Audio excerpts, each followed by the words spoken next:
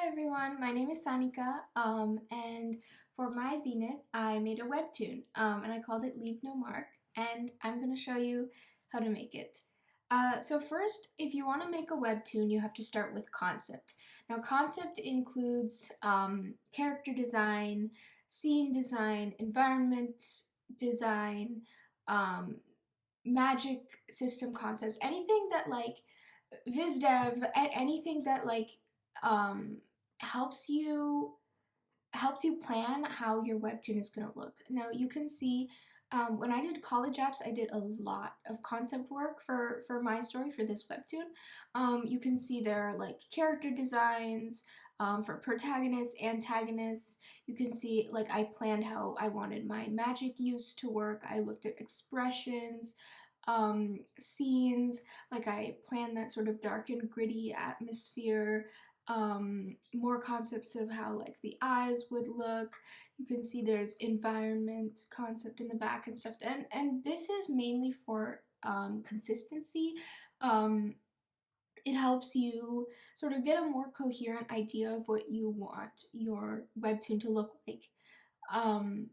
And also, beyond just concept art that you draw, a huge part of concept is collecting inspiration as well, or at least for me, it is. Like these are just a few inspirations I collected for this particular section of my webtoon that I did for the Zenith. I did part 1, 2, and 3 of 4 of the prologue, and I did this like dream sequence thing, and that personally I did not have a lot of experience drawing, that kind of like surrealist, abstract kind of vibe. So I collected a lot of references for that, and that helped me hugely. Like this one and this one, these top two are ones that I remember like going back to again and again for inspiration. Um, and once you've done all of that, like the pre-production stuff, and you feel confident about going into drawing, then you start with thumbnailing. Now, thumbnailing is not meant to be pretty. It's quick and dirty. It's meant for the artist to get a better understanding of a more solid understanding of what the sequence they're drawing is going to look like. Because it starts with like this vague idea in your head, right? And you want to turn it into something more solid. And you know, with that pressure to make it look pretty out of the way, you can race through drawings. These are all drawings that I didn't use at all. And eventually you find something, and yes, it will look ugly. This looks pretty ugly, and there's like, you know, you can see I numbered the panels like 1, 3, 4, 5, 7, 6, and this goes after that, you know. There will be a lot of trial and error, a lot of, you know, Xing out parts you don't like, but it's just about, you know, finding your start. And then from there, it's just doing pass after pass after pass, refining each time until you get something that you know want to consider final. And each pass you go and you can see me giving myself feedback here, self-critique, looking at what works, what I don't like, what I do like, and how I can fix it. And also showing other people. At this point, you can show other people. But I'll talk about that a little more later. And then I continued with pass number 2, and again, there will be parts where you just kind of have to scrap everything and try again. Like these are all um, sketches that I didn't end up using. Um, and then yeah, this is the end of pass 2, um, and then once I was happy with that, I brought it into digital for pass 3. Now I use Procreate, but the most ideal drawing program for a webtoon would be Clip Studio Paint, because that program is very optimized for webtoon. It even has like a special way to upload it that's a lot easier than what I did. But if you don't have that, then Procreate will work. What I did is I worked on this long canvas. This is the size of canvas I was using, and this is um, so a little context about how Webtoon works first. Webtoon stitches together a bunch of images. I believe they're 800 by 1260 or something like that, pixels. And they stitch together a bunch of them vertically so that it looks like, you know, a seamless scroll, but it's actually a bunch of separate images. And what I did is I worked on this canvas, which is the size of 6.5 of them stacked on top of each other. And I would do one continuous thing like this, and then I would take the half, like this part at the end here, and I would copy and paste it to the top, and then start the beginning of the next panel batch. Like this would be panel batch 1. I would copy this bottom part to the top and then start panel batch 2. And then I would do that. So then I would only have a few parts where I actually had to worry about that transition, making sure that part is seamless.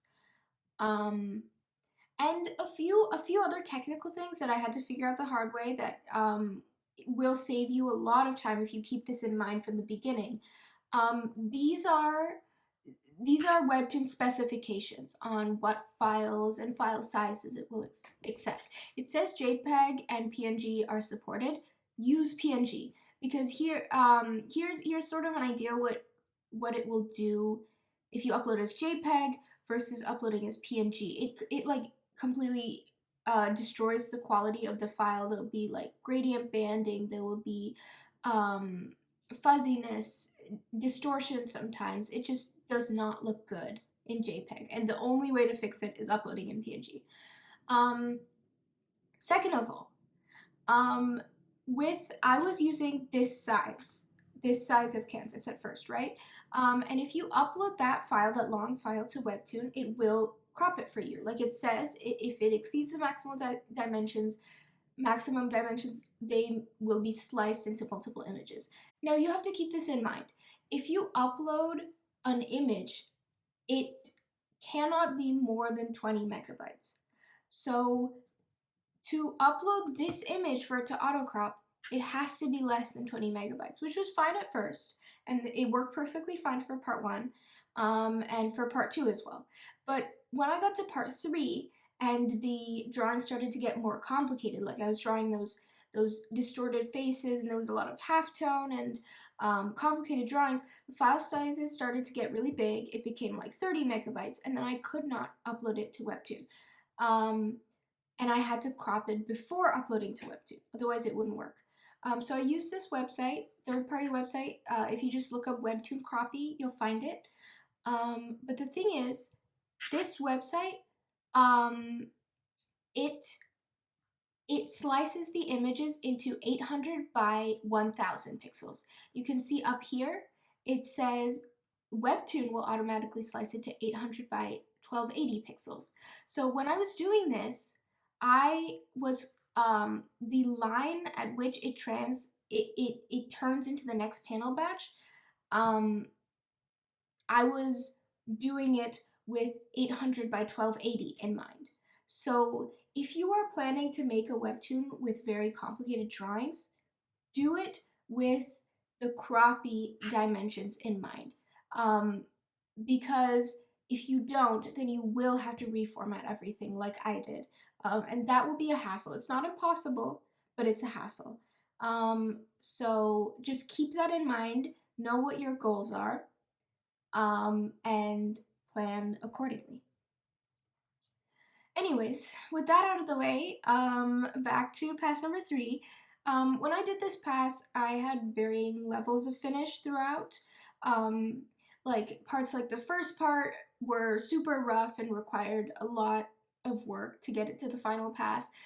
This part just needed some cleanup, and this part, like, I didn't even touch for the final pass because I was having so much fun drawing this during the rough that I just went straight to final. And then once I had finished pass 3, I uploaded it to a test webtoon page because I had never done this before, so I wanted to see how the pacing and the composition and stuff would look. And also because that way I could send it out to some friends and trusted peers so that they could give me feedback. And now, I mentioned this earlier, critique is a hugely important part of this process. You cannot do this alone. And these are just a few of the critiques I got in writing, but most of them were verbal. And you know, half the reason my webtoon turned out good at all was because of critique, because of implementing critique, because you will not be able to see all of the flaws in your work. You need fresh eyes to look at it. And then once I had gotten all the critique, and decided what I wanted to fix, I made this huge list of tasks of what I wanted to fix. And then I started um, and then I started refining. So like you can you can see like this compared to this before. It's a lot cleaner. The proportions are better. I added this text box because I got some feedback that this part was unclear. I changed some wording. I changed the expressions. Like a friend said that like my character didn't look sick, so I tried my best to make sure she looked more sick here. Um, Somebody said that the pillar looked abrupt, so I tried to, make it blend more. And all of this, like, I would implement the feedback and notice a huge improvement. So it really, really does help. And then the last few things are just, some small things. You have to have like an icon picture for the webtoon, so I drew that. You have to have pictures for thumbnail pictures for each episode. You have to have, a little teaser thing in writing for your webtoon. And once you've got those last things out of the way, you can upload it. As long as your files are all the right size and stuff. And then you're good, and that's it. And I personally, I wanted to announce it publicly with a little teaser video. That's not necessary at all. But you can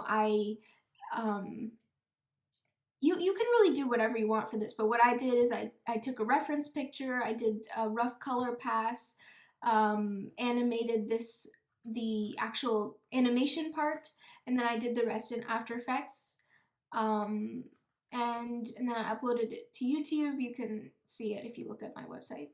Um, and yeah, that's about it. That's how you make your webtoon.